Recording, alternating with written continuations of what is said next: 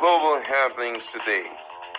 We communicate, we analyze global news. Stay tuned. Hello, beautiful people. Welcome back to our channel. Right now is countdown to Fubara's reinstatement. Although the likes of Tony Cole believes that anything can happen, that Wiki can just wake up one morning, just the same way he announced that Fubara is coming. He can decide to say, okay, Fubara is not coming, he will come to 2027. That the level of extensive power he now possesses is really out of this world.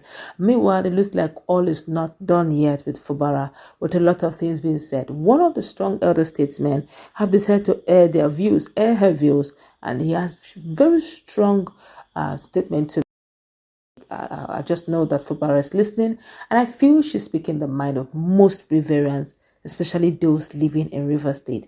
Well, before we go into the newspaper, kindly subscribe to our channel. Well, according to the news, in a blistering critic that has sent shockwaves through River State political corridors, prominent activist Ankio Briggs has declared Governor Siminalayi Fubara on his own amid escalating tensions with his predecessor. Now, that's his predecessor, now speaking in an interview, Ankio Briggs pulled no punches, alleging that Fubara's wife, Valeria, and President Bola Tinubu are orchestrating a behind-the-scene push to compel the governor into a reluctant alliance with his political rivals. She also continued, this controversy stems from Fubara's ongoing power tussle with Wike, now a heavyweight in Tinubu's cabinet as the Minister of the Federal Capital Territory. What began as a factional rift within the People's Democratic Party, PDP, has metamorphosed into a full-blown crisis, pitting Fubara's loyalists against Wike's formidable machinery. Ankio Briggs, a vocal Ijaw right advocate and aide to Wike, painted a picture of isolation for Fubara, claiming his defiance has alienated key allies at his highest level, or at the highest level. Now she said, and I quote, his wife is already in Abuja, whispering in the president's ear, and Tinubu won't tolerate this chaos in the oil-rich state. Ankio Briggs asserted her tone laced with frustration. She accused Fubara of naivety, suggesting that personal ambitions have blinded him to the realities of federal power dynamics. Tinubu's intervention is coming, and it will force Fubara's hand. He must swallow his pride and work with Wike's camp, or risk everything. This comes hot on the heels of River State House of Assembly latest impeachment threat against Fubara, a move widely seen as Wike's retaliation for the governor's push to wrestle control of the legislature. Now, Ankio Briggs, who has long navigated the treacherous waters of Niger Delta politics, warned that Fubara's lone wolf stance could unravel his administration. The Ijaw people deserve stability, not this ego-driven drama, she added. Observers note that Valeria Fubara's reported meeting with Tinubu's inner circle add fuel to the fire, hinting at familiar pressure to broker peace.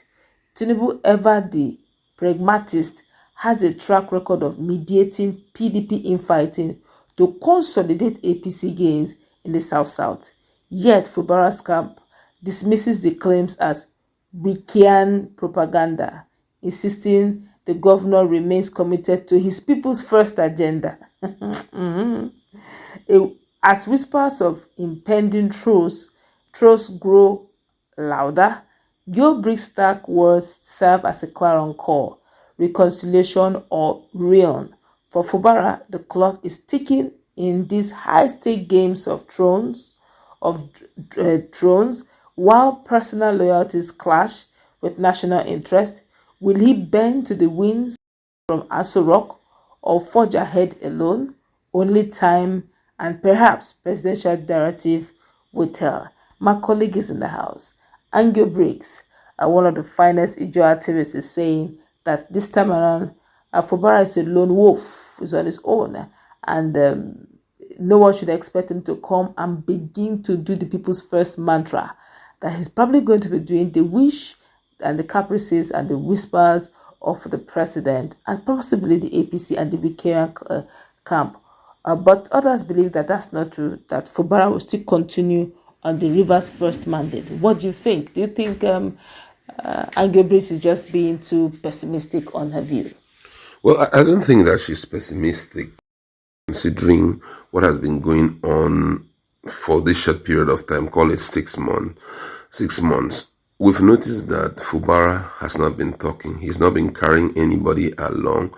And at a point, I've come to realize that he is tired of the brouhaha that is going on between him and his, in quote, former family.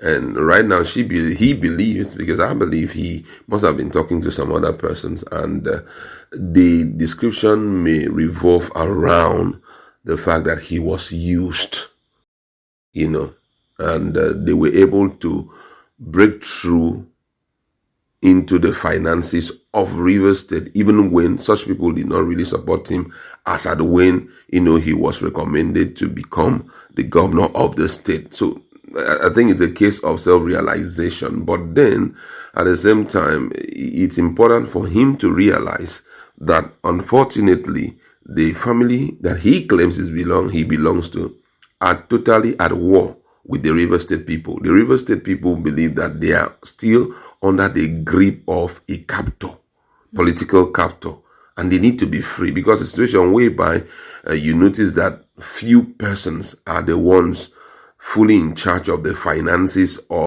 positioning and everything in the state. It breaks a lot of people's heart, because it is believed that we all should have a season to stay in the palace at a particular time, political palace of the state. At a particular time, your own time should pass, and a new set of people should enjoy. Because, interestingly, this national cake, or let me say, the commonwealth of the River State people belongs to River State. So for you to privatize it and make it your personal property, pinpointing the people that should be getting a chunk of it, breaks the heart of so many people. So I think that's where Ankio Briggs is coming from. She believes that after all the fight and everything, this guy, based on what we have heard and the direction he's taking, because nothing is hidden. I mean, right now, even him talking about Fubara, he will greatly desire to come back again. And the alignment of the wife with the wife of Bola Meetin, I think those are some of the things that they will discuss. We have enough supporters. Please allow my husband to come back the second time to rule. Can't you see how calm he was during this period of suspension? He did not escalate again. He even went back, please talk to your husband and all of that. But we all know who politicians are. The most important thing is permanent their interest. So if at the end of the day, both of you can work together and reinstate me, Fubara, I can promise you I will give you ministerial appointment, But for that seat, Wike has a better grip for me. So I don't want any issue. Right now, that's what is going on. But unfortunately, it's the people of River State that will suffer it, because they are back in the hands of their captor, and there's nothing they can do about it, except they decide unanimously to rise and fight and conquer. Well, you said it all. Do they have nothing to say? It's really up to them. They can if they want to. Let's meet in a conversation. That's going to wrap it up.